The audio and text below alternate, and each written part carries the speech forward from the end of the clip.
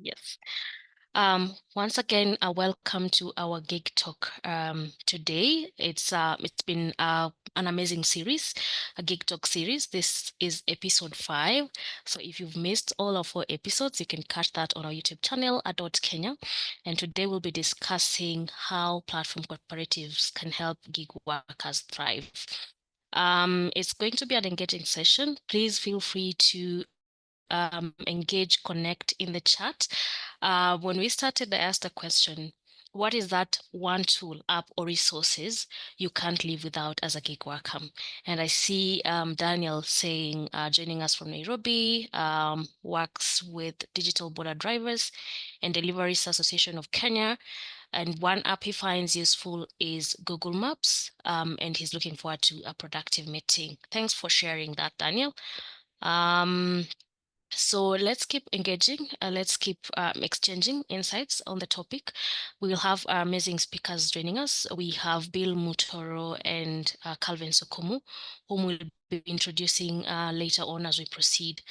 So yeah, let's have fun. And over to you, Lucy. I welcome my colleague Lucy Mwangi to give us an overview of what the session will be like, and also just take us through the program as well, because this conversation, I must mention, is part of a project that we Digital Opportunity Trust Kenya are implementing jointly with 𝐃𝐢𝐸𝐴𝐻 that implements the gig economy project under Digital Transformation Center in Kenya. And the aim of this project is to skill and empower Kenya's gig workforce. So over to you, Lucy. Please take us through that. Right. Thank you so much, Doreen. My name is Lucy Mwangi, and I work for Digital Opportunity Trust. In the finance department, I also handle project operations, and I'm happy to be here. I'll be taking you through a brief introduction of the project, and thereafter, I'll have my colleague Anthony coming in to talk a little bit about the introduction to Atingi courses. Atingi is a platform where we have a pool of resources and courses for skills for riders, and he'll be talking about that after this. So our organization, Digital Opportunity Trust Kenya, is a non-governmental organization that is dedicated to empowering underserved young women and men, and is also committed to creating opportunities through digital solutions. And in partnership with Digital Transformation Center here in Kenya, a key player in promoting digital inclusion, these organizations are driven by a shared vision of fostering sustainable economic growth and creating a more inclusive digital economy. And aligned with that vision of fostering sustainable economic growth, Kenya, with support from GIZ, is implementing or has been implementing an 8-month gig economy project that is aimed at empowering 2,500 gig workers across Kenya. And this, we were doing it with a focus to ensuring that we have 40% of our participants being women. We launched this project back in February of this year, and we are set to conclude this month of September. And we have been working closely with some institutions like Lish AI Hub, that is in Nakuru, Active Hub in Kitale, and Pwani Techno Girls in Mombasa, just to expand our reach and impact. Again, we have been having a thorough, comprehensive online freelance training and gig talks, such as this one, just to equip the gig workers and with skills needed to thrive in the digital marketplace. So this project also prioritizes raising awareness about fair working conditions through structured Atingi courses. And my colleague Anthony will come in to talk about more about this later on. So in addition to having the Atingi courses, we also do mentorship and peer learning programs.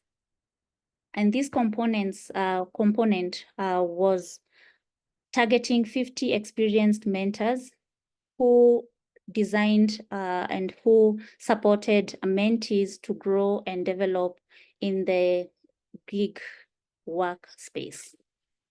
So we extend our sincere appreciation to GIZ and DTC Kenya for their invaluable support in making this initiative possible.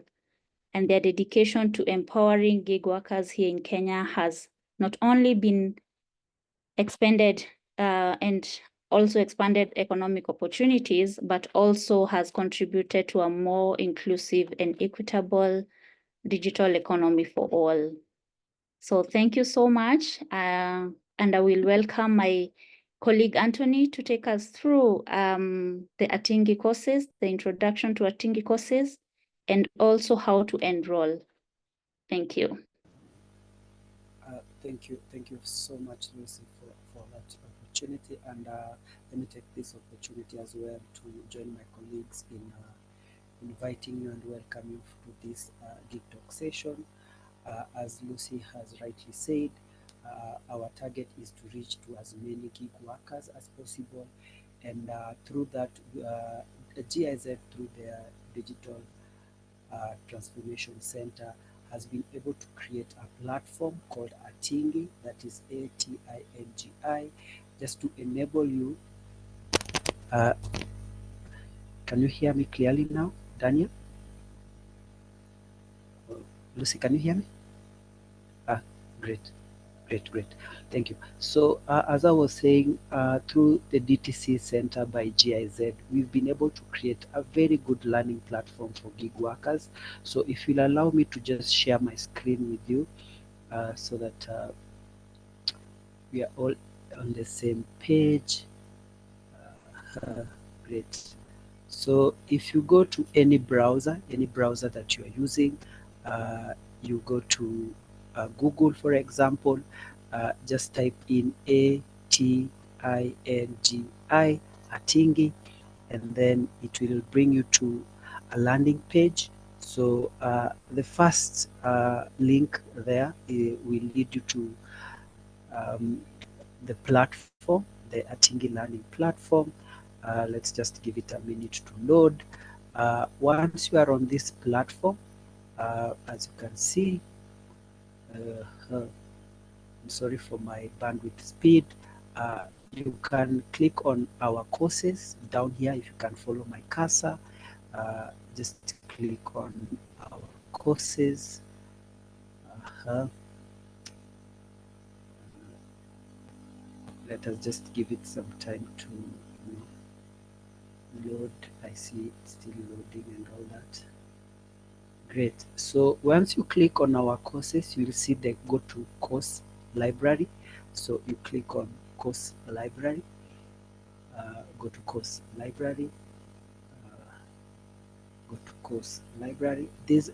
All these are on the landing page. You do not have to search.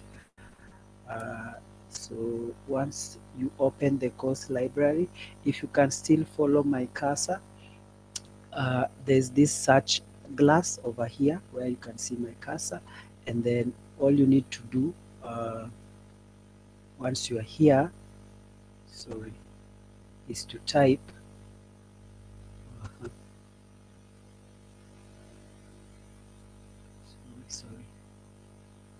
on the search button. Please type in gig economy,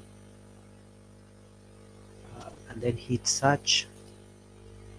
So remember, this is on the library. There are so many courses on this platform, but particular to those people who are in the gig economy like yourselves. So you will see the gig economy all courses here. Kindly click on that. Click on the gig economy all courses. Gig economy all courses, and it will open up. Let us just give it a minute, and apologize for the slow internet connection. So as you can see, there's this beautiful roadmap that is being created here, a pathway that helps you explore all the courses that are here. If you are new to the gig economy, it gives you an opportunity to just understand what gig economy is, what is digital economy, for example, how does it work. It helps you to understand if you are a digital economy person, depending with your job. So as today's gig talk, we are mainly focusing on those who are in the location-based gig work. And by location-based gig work, I mean either you are in the transport industry or you are in the digital border and delivery services. If you follow down here with my cursor, you will see it's written welcome riders. And for those who are in the border sector, by riders we do not mean your pillion passenger. We mean the two-wheeler driver. So this forgive for that language. Most people confuse that riders mean that this is your pillion passenger. This is not your pillion passenger. This is you as the two-wheeler driver. So through these courses, you will get to understand how you integrate as a two-wheeler driver or just a taxi hailing driver within the gig economy. It will give you courses on financial literacy that are very important to you as a person within this sector. There are courses on digital literacy, for example, and particularly how to use artificial intelligence just to support you in the different platforms, gig work platforms that you are using, either if it is Bolt, if it is Faras, if it is Glovo, and so on and so forth. It will be able to help you understand how the AI within those platforms work. How can you create your profile in a way that is AI sensitive so that you get as much job as possible. And of course, there's a course for customer orientation as well, just to help you, navigate the way in which you interact with your customer, and on road safety, which is very, very important for you as a location-based gig workers, particularly if you are in the transport and if you are in the transport and the digital border drivers and delivery services. So I welcome all of us to just take a moment after this and engage with the platform. There are so many courses. If you have a relative, a cousin who is in the now the cloud-based gig work, and these are people who are probably doing working on platforms like Upwork, Fiverr, Remote Task, and so on. We also have courses for them here, or you just have an interest in getting to know how those platforms work. These are the courses that are created for them. If you are a woman who would like to understand how the gig work space is for women, there are very good courses here for women and gig work. It will help you to understand what are some of the socio-economic factors that affect you as a woman and how you can bridge that gap as well. So these are the courses that are there. There are issues of fair and decent working condition, platform work, as people who get their job through platform. How do platform work? How can you leverage on your knowledge on platforms? There are issues of how to negotiate for better pay, for example, with the platforms as well. There's issues of taxation. What are the taxes that are available for you to pay as a location-based gig worker, for example? So I welcome you guys to do the course. And this platform, whenever you want to do any of the courses, it will require you to register for you to access the courses, because there's a certificate of competency that is offered after that. Registration is very simple. You only need to log. If you can still follow my cursor, there's this register tab there that you click into, and then it will open this register page. All you need to do is put in your email address. Once you put in your email address and agree to the terms and condition, you will be able now to access all the courses, and the certification that they are in will be sent to the email address that you will have shared. So that is all about Atingi. I'll be available for questions and concern if you have any. My number will be on the chat box. There's a link that will be sent to you to fill in. If you need any assistance with the Atingi platform, I'll be happy to assist you in any way I can. Otherwise, allow me to stop sharing and give it back to 𝐁𝐢𝐥𝐥. Thank you so much. All right. Thank you so much, Anthony, for that brief introduction and also the way to enroll to that Atingi platform. I've also posted a link on the chat so for you to, so that you're able to go through that process and be able to navigate through the courses that we have mentioned there.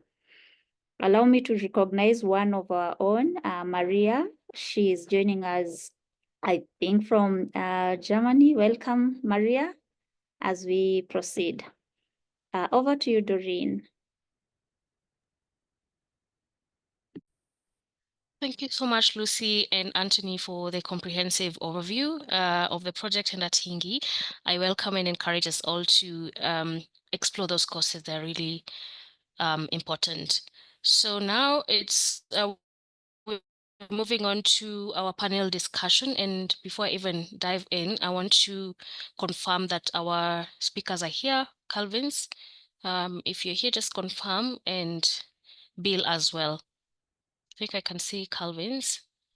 Not sure Bill is with us. Present. Thank you. All right. So allow me to introduce our very, very amazing speakers. We have Bill Mutoro. He's the National Assistant General Secretary at Transport Workers Union Kenya and Future of Work Policy Officer at the Central Organization Trade Union Youth Committee. We also have 𝐶𝐢𝐥𝐿 Okumu, who is the Association President of the Digital Border Drivers and Deliveries Association of Kenya, and also serves as the chairperson of 𝐁𝐢𝐿 Border Transport Cooperative Limited. I want to give it to you. I'll start with Bill. Please introduce yourself, tell us more about you and your work in the gig economy. Yeah, thank you so much for this opportunity. Comrades, brothers and sisters, my name is Bill Mutoro. I'm a trade unionist, currently working at Transport Workers Union Kenya as an assistant to the General Secretary. We are a trade union for representing workers in the road and air sectors of transport, and one of the 47 trade unions in Kenya affiliated to the Central Organization of Trade Unions, that is called. We also organize workers in the gig economy, both in the ride-hailing sector and also the courier and delivery services. And we're also part of a global organization called the International Transport Workers Federation, which is a trade union for transport workers globally. Thank you so much, and back to you.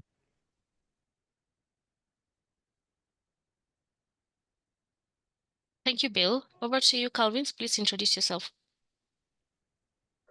Thank you. My name is 𝐶𝐢𝐥𝐿 Okumu. I serve as the President of the Digital Border Drivers Delivery Association of Kenya. I'm also the chairperson of 𝐁𝐢𝐿 Border Transport Cooperative Limited over some years. I also work closely with digital riders and delivery personnel, focusing on improving their working condition, safety, and financial independence. My experience with the platform cooperative stands from my leadership roles, where I've worked to address the challenges faced by e-hailing motorcycle riders in Kenya, while promoting fairer system through cooperative structures. Thank you. All right. Thank you both for the amazing introduction. Our topic is how can platform workers, how can platform cooperatives help gig workers thrive in the gig economy? And 𝐶𝐢𝐥𝐿, I'll start with you, since you've mentioned the platform cooperatives in your introduction. In case there's someone here and they're wondering what is really platform cooperatives, please take us through that definition, demystify that for us, and also share with us how it differs from the traditional platform cooperatives. Yeah. Thank you. I'll give two definitions of transport cooperatives. One is the normal ones that we know, that we say that they are circles. Circles, this is where somebody joins and he can save, borrow to enrich his own financial independence. And so the other one is where these are the partners that we work with, those who have the platform owners, where we join so that we can get our daily earnings. Like we have in Kenya currently, we have the Uber, we have Bolt, we have Little Cab, and many others. Others are still coming because this is an emerging trend. So they are in two categories. There are those that you join so that you can do your work independently, you're leveraging on technology, and there's one that you join to ensure that your financial independence is considered. Thank you. To you, Bill, do you want to add something to that? Yeah, from a trade union perspective, we look at transport cooperatives as any form of organizing among platform workers that is aimed at ensuring that there is a balance of power between the platforms and the workers, and it can be in several ways where the workers come together to form traditional cooperatives, and then through these cooperatives, they can amass power to be able to negotiate with the platform companies. Or other cases that we've seen is where the workers come together to form cooperatives, and then these cooperatives, they're able to establish platform businesses that are owned and controlled by the workers. And then there are other cases where platform workers build alliances with the trade unions to be able to help them negotiate for better working conditions with the platform traditional gig companies that they work with. So back to you. Thanks, Bill. I think my next question would highlight something that I recently experienced with, I think, Uber drivers or generally cab drivers, where they had a strike to address the issue of payment on the platforms. Maybe you'll talk to us about that in a few. From your experience, Bill, what are some of the challenges that the gig workers face when they're working with traditional gig platforms?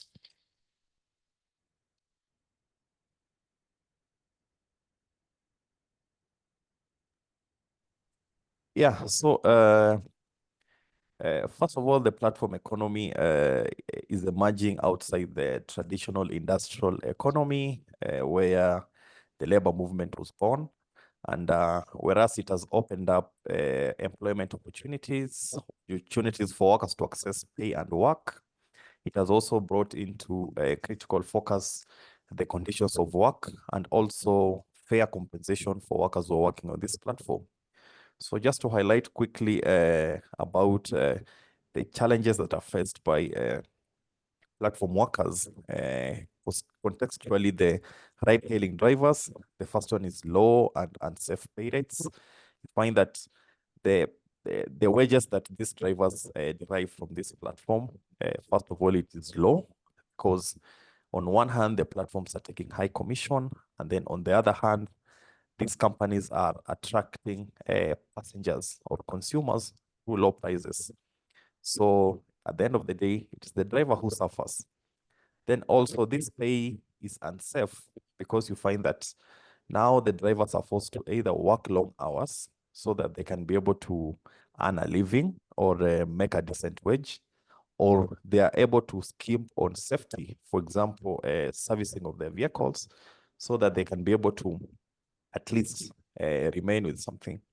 Yes. So secondly, also is the issue of high commissions. The commissions that are being charged by these platforms are too high that at the end of the day, the driver is not able to cover the cost operation, leave alone earning a wage.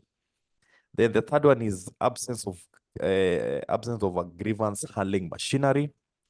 You find that because of digital technologies and artificial intelligence, it brings up the issue of algorithmic management, whereby there is no a physical human resource officer that we are used to who can be able to handle grievances. So whenever issues arise between the drivers and the customers, the system automatically either temporarily deactivates the driver for a few days, or depending on the claim by the customer, sometimes they end up being permanently deactivated without fair administration to justice. Then also, because of digital technologies, there's unclear appraisal system. You find that every time that you take a ride, at the end of it, you're supposed to rate the driver. But then some passengers don't know how to use that rating system. Somebody thinks that, because in school, number 1 is the best. So you put 1 star, assuming that you've rated the driver best. Yet, in real sense, you've given him the lowest rating. And there's a rating score whereby if a driver falls below a certain threshold, then he or she is not able to access these trips. So that unclear appraisal system also impacts on them. And then also there's an issue between the drivers and also the city askaris, the kanjos, because we do not have designated pickup or drop-off points, and also parking areas, as well as sanitation facilities for these drivers. And being that these drivers are instructed by Google Map on where to begin their trip and where to go, whenever trips lead them to the central business district, it brings up issues of harassment between them and the kanjos. And then lastly, being that this is a new form of work, the Ministry of Labor and our existing labor laws do not offer any legal recognition to this form of employment as a mainstream form of employment. So these people, they do not fall anywhere in the law. They're just operating that way. So that lack of legal recognition means that there are no rights that are accrued to this group of workers. Back to you. Thank you. Very profoundly put, Bill. I think it's interesting what you mentioned about lacking digital skills. The thing on where some customers rate at 1 star because they believe 1A means the best. I've never thought about that, so thank you for sharing that with us. 𝐶𝐢𝐿𝐵𝐼n's, anything you want to add? Thank you. My brothers really capture almost everything. I'd just like to add that there is unfair competition among these transport network companies, where the more they compete, the more we have unfair pricing. So the more they compete, the more they lower the prices so that they can attract the customers. And this is why you see that sometimes now when you get you request the cabs, maybe they have different pricing, because even we don't understand the algorithms that these people use to calculate the trip fares. So that's a challenge that we are experiencing. And also, we don't have health insurance. Yeah, you find like when my team gets accident, sometimes it is on our own. So we don't have paid leave. There's no even retirement benefit. And also, we've also realized that there's gaps in regulations, where even now the prices can even go up to 1 shilling and nobody will care, because there's no price control that is there in place for these emerging trends. And also, you realize that even the government sometimes has not come into terms that this emerging trend is now the trend. So some of the laws that we have are backdated are up to 1968. So the regulations of 1968 or the bills of 1968 cannot help now, when we have things that are competing and the technology is now improving in every area. So I believe that the government should work hard to ensure that we have laws that can help in this emerging trend. And again, we don't have job security. There's no job security because, yes, you can say you are in this platform. Today, you have been deactivated suddenly, even without notice. So there's no job security at all. Let me end there. Thank you so much, 𝐶𝐢𝐿𝐵𝐼n's, for sharing those insights with us. So now let's talk about the challenges. I mean, the solutions to these challenges.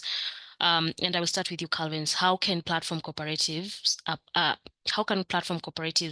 address these challenges? And maybe you can also share examples of how they offer better opportunities and protection for gig workers. Thank you. We as cooperatives and also the associations, we ensure that our workers, first we educate them, and also customer care. The way they will handle their clients will determine how the client will view them, and at some point they get tips. So these tips, they don't just come because you have received a request. Some even are too adamant. They say, I'll pay what is there. But due to how you approach the person, due to your etiquette, you'll end up getting something. Again, something we agitate. And even last week on Thursday, we were on the road. We agitated. We took our petition to the parliament because you realize they say that's the challenge that we face, that lack of regulations or policies. We had to go back to the government to tell them, you see, you are failing us in one way or the other. Even currently, our petition is being read in the parliament. We petitioned the parliament, petitioned all the transport network companies, and even it was received by the Ministry of Transport. So that's another way where we help. We have again come up with a way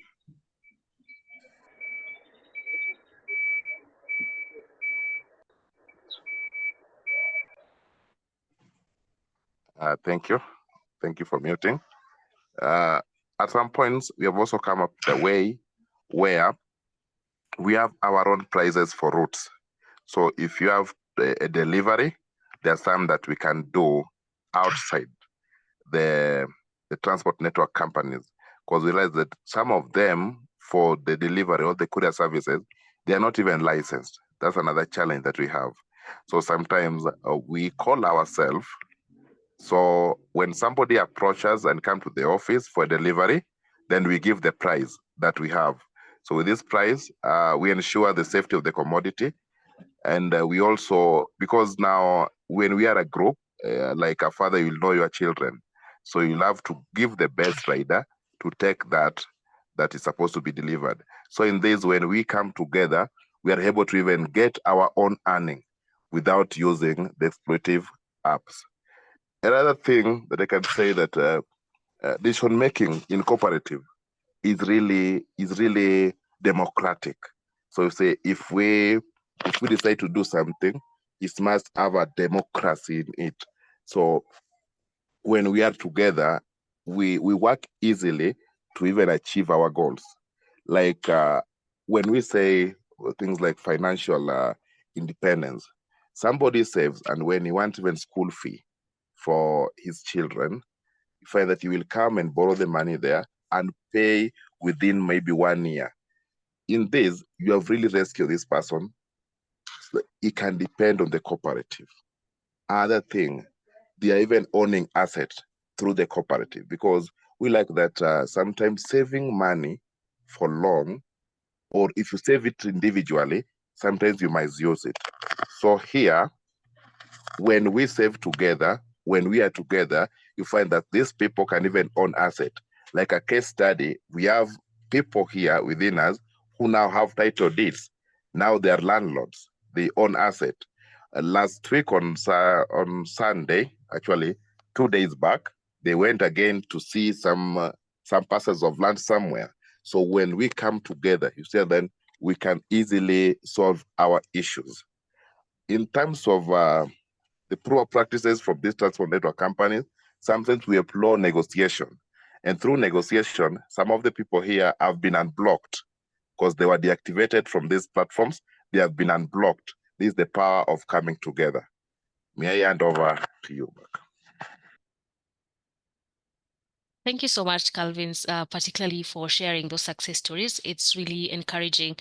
Moving on to you, Bill. Maybe you can share with us, or is there anything you want to add before I move on? Bill Mutoro? No, I think my comrade has summarized everything properly. Okay. Calvins, you talked about how your association is empowering gig workers in terms of, you talked about decision making.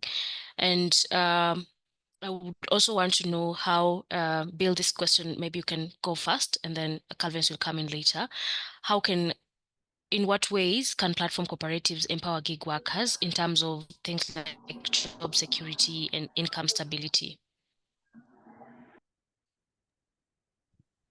So, first of all, platform cooperatives play a critical role in organizing workers, bringing this.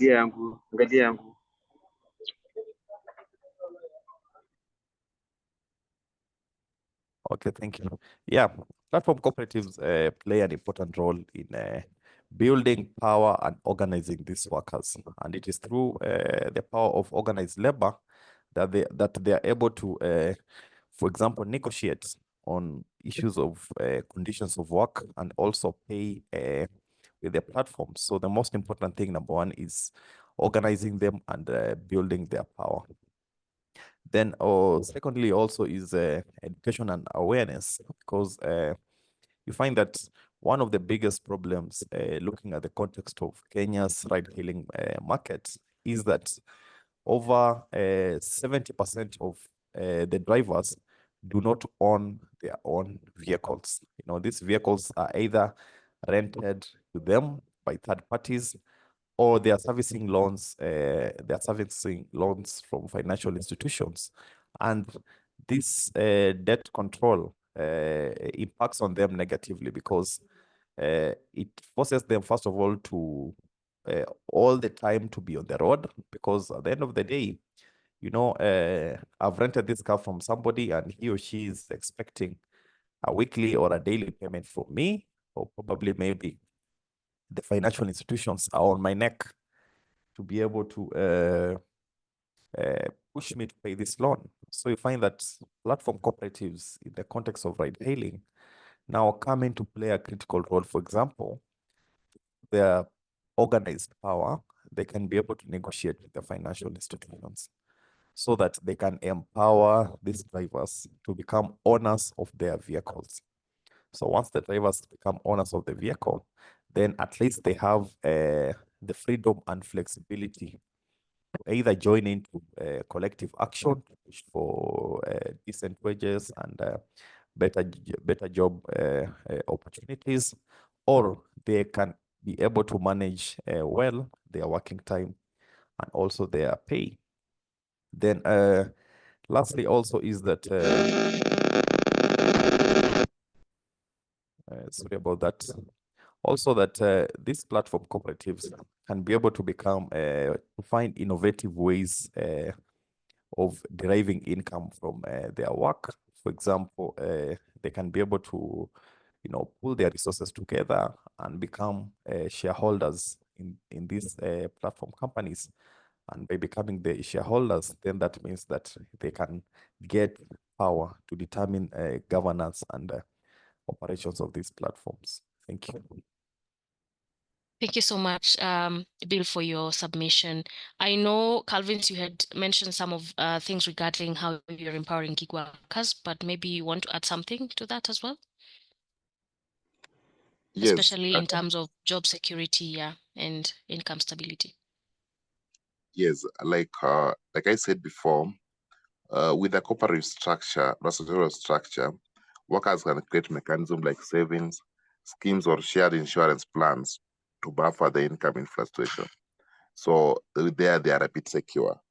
And with the decision making, like now we are coming up with a way where we say that no, if the problem is these transport network companies, why should we have our own? We should have our own. And then when we have our own, we are going to talk about how it will operate, what fees are we going to charge, the power of profit will be distributed, the fairness and the transparency that we on our own. So when we come together again, we have a collective decision making. And also, like the transport network companies have realized that we are now together, so it makes them a bit hard to just deactivate, because they know when they deactivate, there is a group that will come and complain that it is unfair to do that. This is why I'm saying we empower our people now by ensuring that they have a good saving, they have insurance, and even at a moment of distress. Like for now, we have our fellows who got accident. When they got accident, we ensure that we caution them. Even when they are in their families, we ensure that they cannot lack bread. We ensure that at least for medication, they have something that they can count on our togetherness. Currently, even we have a fellow who lost a daughter, who through the coming together, we have been able to raise something to caution him for the loss that he has. So, when you lose a loved one, there's issues of finance. So this is how we come together, and these really empower our people. Thank you.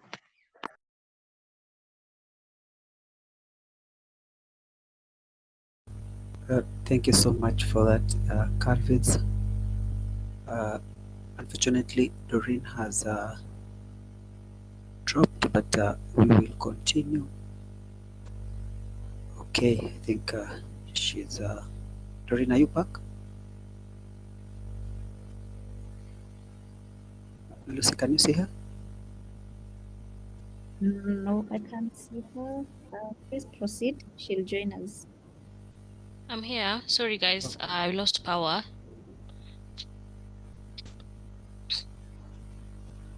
Proceed, Doreen. Are you okay to proceed?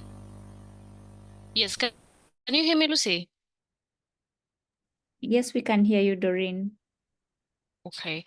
I've lost power, so I will keep my video off for the sake of bandwidth. Yeah, 𝐶𝐢𝐿𝐴𝐵𝐿𝐴, I left you left at a point where you're talking about how you're empowering gig workers, as particularly in terms of job security. So I believe you made your submission on that. Yes, I did. Okay, thank you. Let's talk about having a sense of community for platform cooperatives. Maybe share with us, how are you fostering this, Bill? I'll start with you. How do platform cooperatives foster a sense of community and solidarity among gig workers, and why is this important? Yeah, so you find that one characteristic of gig work is that unlike traditional employment, where we meet in an office or in a company, these gig works are dispersed in various places. They don't have a single meeting place as a company. And also you find that the contracts that these workers sign, they sign this contract designate them the status of independent contractor. So an independent contractor means that you are on your own. So the platforms have worked so hard to ensure that there's that disconnect among workers, so that they are not able to undertake any form of collective action. But now through transport cooperatives, first of all, it is able to create that class consciousness, just giving a sense of identity to the gig workers, making them understand that they are workers just like any other workers, and they have an oppressor, or they have somebody whom they can negotiate with on the other side. And then also the platform cooperatives play an important role in creating awareness.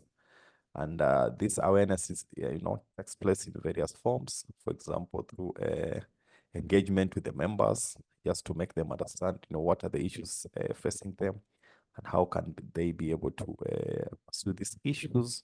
Or the leadership of the transport cooperatives can take a role in advocacy, pushing government for legal and regulatory reforms, and through this they can be able to bring and foster a sense of solidarity among these workers. Also, through financial management skills and also investments, they can be able to create a sense of unity and solidarity, so that this group of workers can also have an identity. So back to you. Thank you so much, Bill. Calvin's to you, and maybe you can draw examples from your work at Digital Border and Deliveries Association and also NIWEST. Yeah. Thank you. I like the question about community and solidarity. This is my key interest. Actually, I can say that in platform cooperative like ours, like if I talk of NIWEST is just one among them. But now in the digital, this is where we have several cooperatives coming together to build the association. Now we can say that we have built solidarity by ensuring that riders not only share the profit, but they also work together towards a common goal. Common goal, like I've said, that they have land that some of them have already owned, others are still paying, and through the power of numbers and cooperative and association power, we have managed to talk to the owner to give we negotiated so that our rates could be a bit different. There are others who are paying up to 2 years, and others are paying 1 year, others are paying 6 months, others even 3 months, depending with how your pocket is. So this brings a sense of solidarity when we are together. And also, members can share safety protocols. They can advocate for reforms and support each other through welfare program, which I've just said. Several people, even if you got an accident, we come through. Sometimes we pay visit to these members where they are. Yeah, we just get a day, we all march together to your family. We come and maybe say Paul to you, and is fortune something, is give you a sense of belonging, sense of belonging. So this reduces isolation, and that is often felt by the gig workers, and this strengthening the community as members now support each other in terms of need. So for sure, and even now we have come up with another platform called Zello. So in Zello, we even have prayer time. We have prayer time when it reaches 9 p.m. That's a prayer time. 7 a.m. in the morning, we have prayer time. So these things, you even build it builds you spiritually. So when we come together again, when we come together through these cooperatives, we ensure that we foster community and solidarity. Over to you. Thanks, Calvins. I think it's really inspiring to hear that you are empowering gig workers to build themselves beyond gig work, create entrepreneurial opportunities and be able to empower themselves economically. So that's quite inspiring. As we move on, I want to just echo what my colleague Lucy has posted in the chat. If you have any questions, we are coming close to that session. Please prepare your questions. You can post them in the chat, or when we get to that point, you can raise your hand. Right below your screen, there are icons. After the chat function, we have the icon, the heart icon written react. You can use that to raise your hand. Yes, and I also encourage you to share this on socials, on your social media. Whatever you're picking, whatever you're learning, you can share with other people, and you can tag us @Kenya. Moving on to the next question, Calvin's. What are some of the initial steps gig workers should take if they're interested in forming or joining a platform cooperative, from your experience, of course? I think there are several initial stages that one should follow. One is first by having like-minded individuals who share common challenges. That's the first. You must bring together like-minded individuals who share common challenges. After bringing them together, they need to learn the principle, legal structure, and successful example in other sectors. Then they have to come together to pool a resource to cover initial costs of starting a cooperative, because everything needs money. Then they also need to seek advice from experts in organizations that can help with registration and governance. But if you want to join one that's already established, you need just to do maybe a benchmark among all that you'll hear their names. Every cooperative has its terms and conditions on how you'll join. there's a registration fee. Like for the one where I am in, it's a bit different. We have even allowed people to pay a registration fee in bits, so that because we know that some people do not have this cash. Like for the people that I deal with, the people who hit from month to month. So everything they work for in a day, they spend it their day, then they look up for tomorrow. So they can have different module of registration. And for where I am, you must bring insurance, driving license. You must know you must have your good conduct. You must have passport. You must have the name of the next of kin, the phone number of the next of kin. We have to do the KYC must be, and I repeat, must be brought all together so that when you join a cooperative, you are known there. You just walk in when you want, you leave when you want. And for the cooperative that already established, there is an exit structure. If you want to exit that cooperative, there are things you need to follow. Like if your money is there, you need to write a notice within 60 days so that you can be refunded back. Only if maybe you have not taken any loan or you have not done it. So there are different issues that I say somebody should seek to know or have more information about the cooperative they want to join or the one they want to form. Over to you. Did you say KYC or what did I hear you say? Maybe you can tell us what that stands for. Okay, in simple terms, these are the basic requirements of joining any institution. Like I say, you come with a photocopy of your ID. You come with a passport photo. You come with maybe the photocopy of the next of kin, ID, photocopy of next of kin. Those are the things we call KYC. Okay.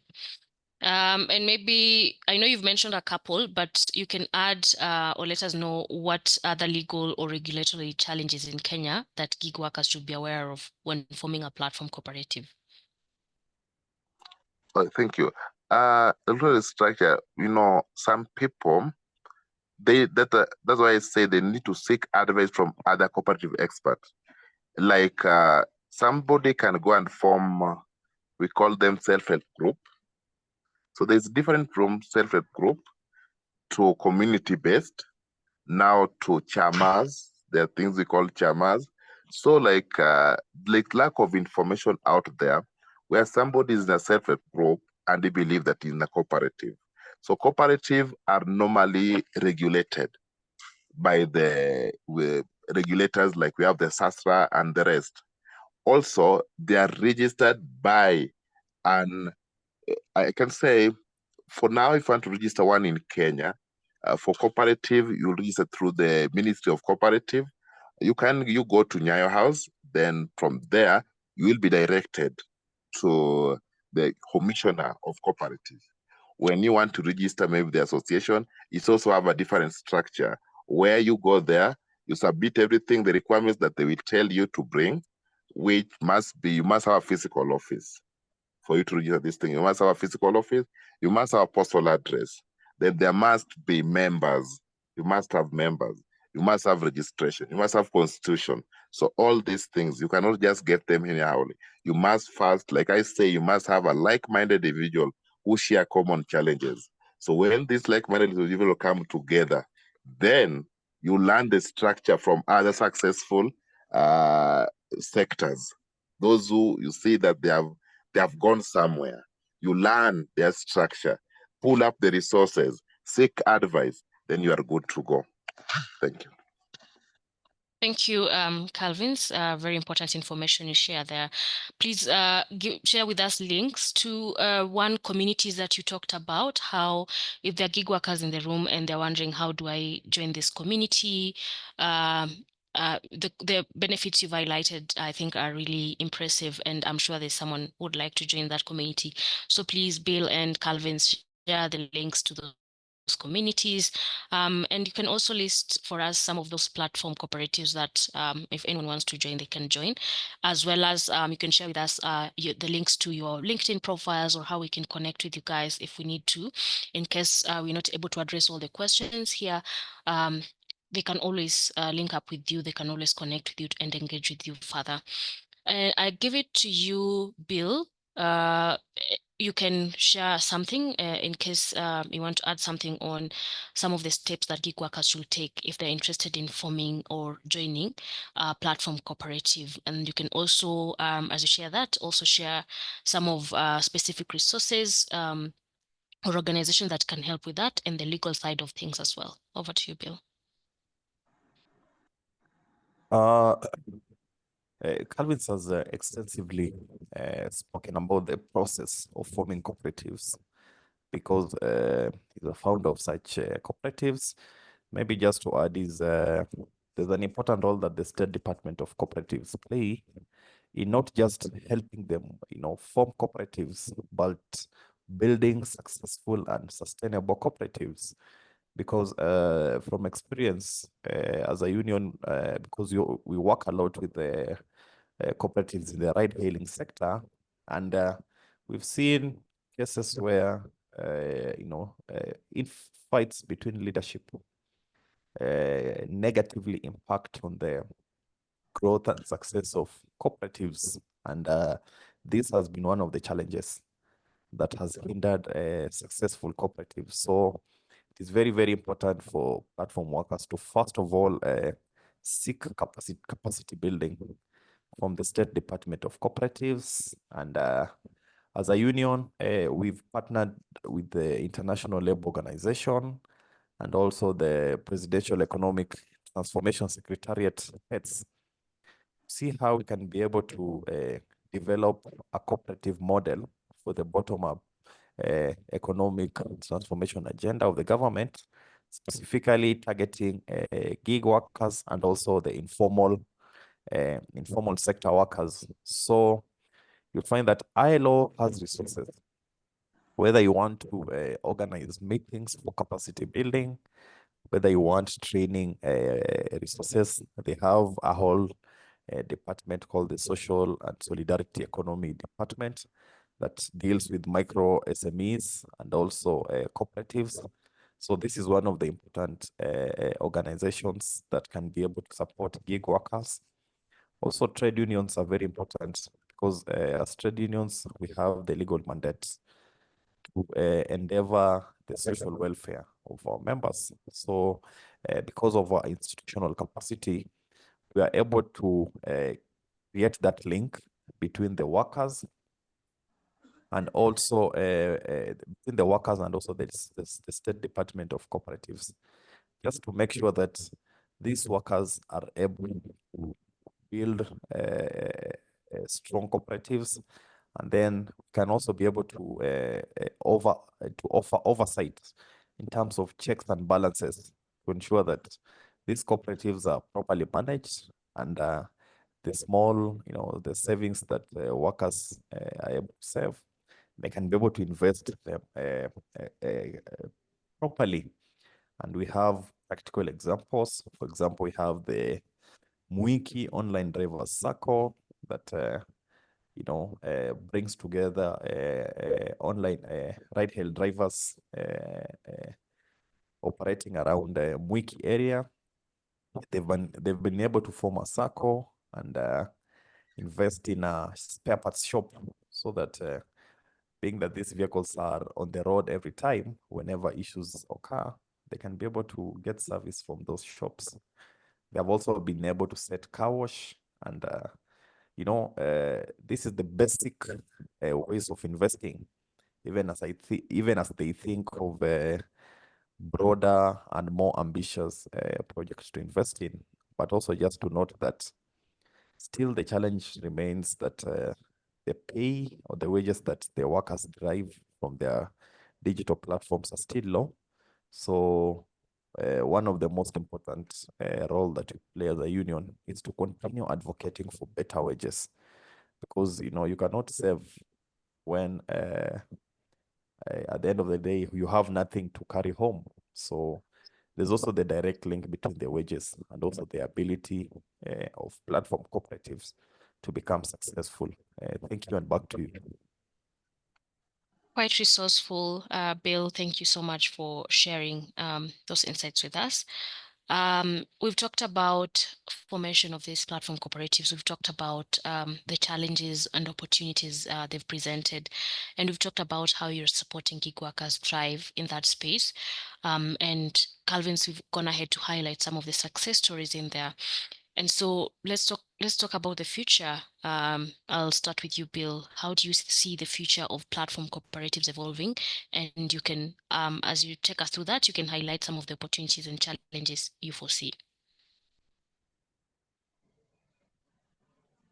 I think being that the gig economy is an ever-evolving sector, and more people are falling outside formal employment and joining the gig economy, then that means that there's a great potential for platform cooperatives to grow.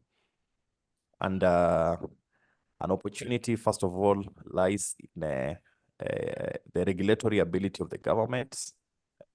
I think there's a law currently in Parliament which seeks to amend the SACCO regulations to see how they can open up opportunities for SACCOs that are coming. For example, inter-SACCO lending opportunities where big and more established SACCOs like Stima SACCO, Police DT SACCO can be able to support these small SACCOs that are also growing, so that they can become strong and sustainable. And then also the fact that the government is now seriously paying attention to gig economy jobs, both in terms of regulation and also in terms of support, then that means that there are opportunities for these SACCOs to grow. But then still, the challenges now remain in terms of what is the ability, what is the earning capacity of these workers. So as long as we continue having decent work issues, then it will be one of the challenges that might hinder growth of this platform. But if the Ministry of Labour specifically, jointly with the Ministry of ICT, can come out strongly and ensure that we have at least minimum terms and conditions of work, both in terms of pay, job security, then we expect that in the coming years, then platform cooperatives are going to be an important pillar of the digital economy. Thank you, and back to you. I totally agree with you, Bill. From this conversation, I also foresee a brighter future, and platform cooperatives being a great enabler of helping gig workers thrive in the gig economy. And I see 𝐶𝐢𝐿𝐵𝐼n's and yourself, Bill, are sharing quite useful resources in the chat. Guys, I hope you're taking note, and just proceed to explore that as well. As I usher in 𝐶𝐢𝐿𝐵𝐼n's, I want to bring to attention the Atingi link, course link that has been shared in the chat. In case you're wondering how to access it, please check the chat for that. And my colleague Lucy will also be sharing a link to a survey form where you can feed in your feedback. Let us know what your thoughts of this session, so that we tend to use this information to improve in our subsequent sessions as well. 𝐶𝐢𝐿𝐵𝐼n's, any additional information you want to share in regards to the future of platform cooperatives? Thank you. The future of this platform cooperative look promising. For sure, from where I sit, they look promising. As more workers will realize the benefit of ownership and control. However, there are some challenges in scaling up the operation to compete with the well-funded gig platform and navigating regulatory landscape that may favor the corporate platforms. There's also an opportunity to innovate through technology. We can create new ones, cooperative owned by us. We have our apps owned by the cooperatives, and this will challenge the now dominated corporate platforms. So I see there is a future when we work together. Thank you. Thank you so much, 𝐶𝐢𝐿𝐵𝐼n's, for your input. Guys, as I move to the last question, please feel free to share your questions in the chat. My colleague Anthony will be leading the Q&A session, and our very amazing speakers, 𝐶𝐢𝐿 and Bill, will be able to address those particular questions.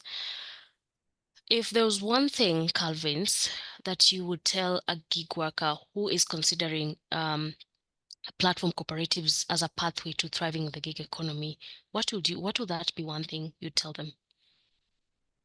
One thing, take control of your future. Platform cooperative may offer a pathway to gather income, stability, job security, and dignity in your work.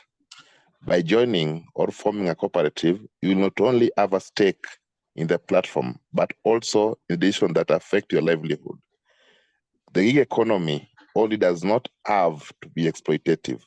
It can be empowering, and a platform cooperative are the way to make it happen. Thank you. Very powerful. To you, Bill? Yeah, mine will be to, these workers need to build power, whether it is a new group of gig workers. For example, if you look at cloud work, this is an area where we have a lot of gig workers, but then they don't have solidarity organizations. So the most important thing is to build power, because there is power in organized labor.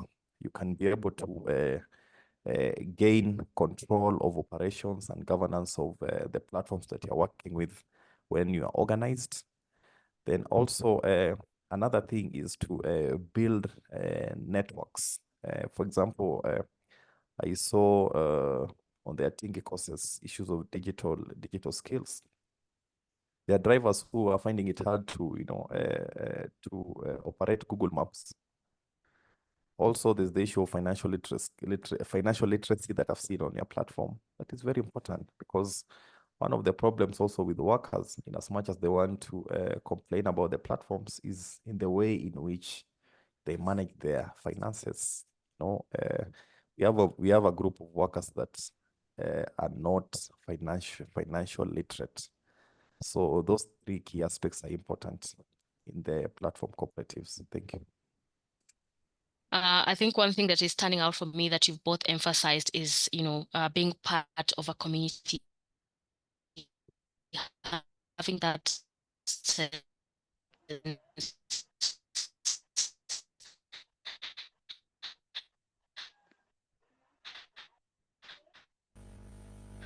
Doreen, we've lost you.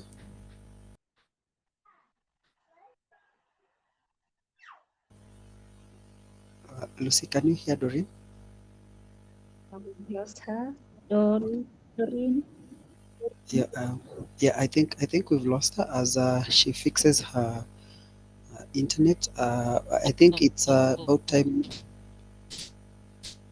Sorry, Doreen, we've lost you. Okay. Maybe Lucy, if you can reach out to her. Yes, Anthony, proceed. Yes, yes, thank you.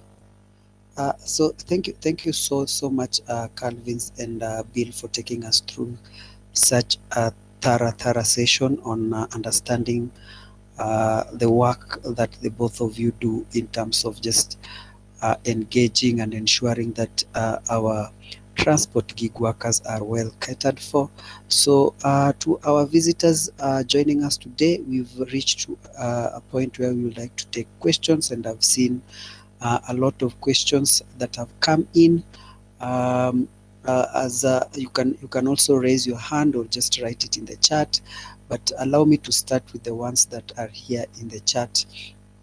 For you, 𝐶𝐿 and Bill, we have questions here, around 8 of them. I think I'll just read them, and then if you can write them down, and then we take them as a group. So Hesbon is asking, why are town kanjos harassing riders in public spaces meant for everyone? He's also asking, why do Central Police arrest riders without informing them of their mistakes? He's also asking, what justifies the high fines imposed on riders? He's also followed it with another question. Can riders be educated before joining cooperatives to avoid unnecessary conflicts? His following question is, why is there no provision for physical offices for rider registration and inquiry? And then, are there any plans to provide emergency services or assistance to riders in case of accidents or issues? And then, how can the relationship between riders, police, and kanjos be improved for smoother operation? And lastly, what measures are in place to ensure fair treatment of riders by law enforcement? So generally, he's just concerned about the relationship that riders have with the law enforcement. Maybe if you can respond to that question, Calvin. Thank you so much, Brother Hesbon, for these questions. I believe some we are already working on, some are still work in progress, like the issue of kanjo arresting and harassing people in the public. That's a matter that we saw it, and also we have been able to take our petition there. And currently, I can say that when riders access the CBD, there is not that much too much harassment as long as they can identify you. So it's about identification, because you know that we have the laws that govern the sector. Those now I can say the border, be it that you're in the gig or it is traditional, there are laws. Like if you read the National Transport Authority Act of 2015, it says that all border or all riders should be operate or to cooperate from circles. So you find that identity, when you're in a cooperative, you have the identity. So when we all have identity, I believe this harassment by the police and by the kanjo will cease. And now even they can confirm those who can be positively identified are not being harassed compared to those who cannot be identified. Again, what justifies the high fines imposed on the riders? I can say that we need to do some civic education because we have the penal codes. We have the penal codes where all the fines are defined. So in this one, there's nothing that will justify the imposed high fine. So what I can say, if you're arrested, you're taken to a police station, please seek audience with the high authority inside there, maybe the OCS, the OC crime, because some of the issues that I know people face are traffic offenses, then they turn them to be criminal offenses. So just seek audience with the higher command of the station, and he is able to make judgment. Can riders be educated before joining the cooperative? Yes, they can be educated. Just look for one, then ask more questions of may I know from the leaders. Leaders will educate you that you are here. These are the terms and conditions of this cooperative. Yes, they can be educated. What is the provision of physical offices for rider registration? I believe every circle has an office. If the circle has no office, then it means they lied at the point of registration at some point. Or maybe because, some of the team that we have, some of them, for us to manage even these offices, it's about sacrificial. And some people do complain that, you see, we have been extorted money, a lot of politics, that office cannot be run. So if that certain cooperative does not have an office, it's not their fault, but try and understand why are they not having an office. But otherwise, option is there are others that have physical offices. You can do your research and maybe you can get one and do registration or any inquiry. Yes, so if you need one of the offices of these circles, it can be directed so that you ensure that at least you be in one of them. Another question there, the relationship between the riders and the police, can you be improved for smooth operation? Yes, we are already in cooperation with them. We are talking and we need to have an MOU with them, which we are already drafted and will present to them to see how will we be working in harmony. Well, our best goal is I earn mine, then for them, they ensure that there is enough security. So all those. will be rolling. For those maybe who are in this cooperative that I've talked about, we are rolling this step by step. Those who know say that Rome was not built in a day, but again, all roads will lead to Rome. So don't worry about that. If maybe you are aggravated by this, I can assure you there's already work in progress that all these things will be put into book and we shall have a contract solution for this. What measures are in place to ensure that fair treatment? I've already just talked about that. There are good measures, and now we are coordinating with the police to ensure that all our members, all members who are in that gig platform are treated fairly, because the documents that we have, you have good conduct, you have driving license, you have insurance, you have already complied with almost all traffic rules. Apart from some of us who still do not follow the traffic rules, you find they are going in the wrong side, they don't have helmet, or he has an helmet but is putting on maybe on a bike handles or a side mirror, such kind of misbehaviors, but majority are reforming. And what we stand for is sanity and safety. Sanity and safety. So I believe that through this coordination and cooperation, we'll have good measures in place to ensure good treatment by all law enforcement. Thank you. Thank you so much for that in-depth explanation, Calvin. And maybe just to you, Bill, even as you respond to Daniel Mugo's question, as a union, what are some of the policy measures that are there to just mitigate some of these challenges? And in 1 minute, just to respond to Mugo's question on incorporating the rights of members of cooperatives within the different cooperative institutions that we have. Bill? Thank you, Anthony, and also thank you, Calvins. That was quite insightful. Also, being that we're in a ground, you understand all these things. Now, as a trade union, as a union, we understand that we have a duty to ensure that riders have decent working conditions. And part of what we do is to build the capacity of the association leaders. Like 2 weeks ago, we had a capacity building session full day for the association of Brother Calvins, just to take them through the policy and regulatory framework of riders in Kenya. And what came out clearly is that, number one, there is no coherence in terms of laws and regulations, because you find that the sector is regulated by NTCA, the National Transport and Safety Authority. But then also you find that transport is a devolved function. So there is no proper coordination between NTCA and also the county bylaws that govern transport. So that is an area that needs a lot of advocacy to ensure that we have a coherence in terms of policies. Now, secondly, is that a big problem in this country is the issue of enforcement of existing laws, because you find that we have the border regulations of, I think, 2015 that are not properly enforced. That, for example, requires all riders to be organized into a registered circle. And then these circles have to be registered, by NTSA. But then you find that the challenge comes in terms of enforcement. The government is doing very little to enforce this regulation.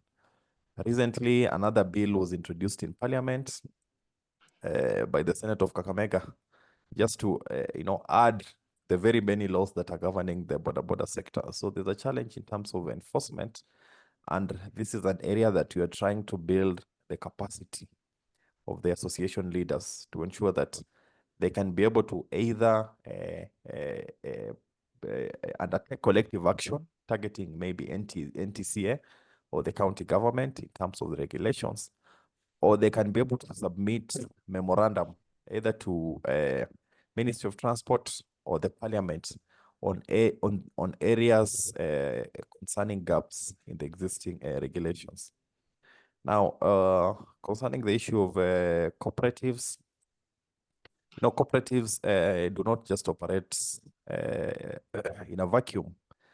They are registered, and also oversight is done by the State Department of Cooperatives, and also I think SASRA, the SACCO Regulatory Authority. So what I can say is, before a cooperative is formed, there are those initial steps that have to be fulfilled before it is registered. And then I think they are also audited. They're also audited by the State Department of Cooperatives, and part of auditing is to ensure that the rights of the members are clearly captured in the governing laws of the SACCO. So also, on the other hand, it is up to the members to ensure that there is accountability in the cooperatives that they operate from. Thank you, Anthony. Thank you so much, Bill and Calvins. Unfortunately, we've come to the top of the hour. I don't know, Doreen, are you in? Are you back? Yeah, yes, I am. Okay, so maybe if you just could take us through the closing remarks. Okay. Thank you so much. As Anthony has mentioned, unfortunately, we reached the top of the hour. We do not want to keep you here. We really, really appreciate you making time to be here. In case you still, you feel like there's something that is really pressing, you want addressed and was not addressed today, I encourage you to connect with our speakers, Calvins and Bill. Please advise how our attendees can connect with you, and you can take this conversation further. I want to say thank you, special thanks to our speakers, Calvins Okomo and Bill Mutoro, for making time to come to our webinar and sharing your amazing insights. I'm sure the gig workers in the room have benefited a lot. And I want to thank you, the attendee who has taken their time to attend. I know it's a working day, so we do not take it for granted that you're here with us. So asanteni sana for joining us today, and we hope that you gained something from this webinar. Do let us know if you did. Connect with us on social media, Instagram, Facebook, Twitter, LinkedIn. Let us know what really stood out for you from today's session. This webinar has been recorded and will be availed on our socials as well. We'll upload on YouTube and share on our social media where you are able to access. So if you missed something, do not worry. We'll be able to share this with you, and you can follow through. My colleague Lucy has shared couple of links. We have the survey. Please take a minute or so to fill the survey. It really helps us in terms of just improving subsequent webinars. And also, if you're wondering how to join a Tingi, how to explore those courses, there's a link in the chat as well to do that. Otherwise, allow me end the session here by saying thank you so much. I hope you join us again soon. Thank you so much. We've come to the end of our session today.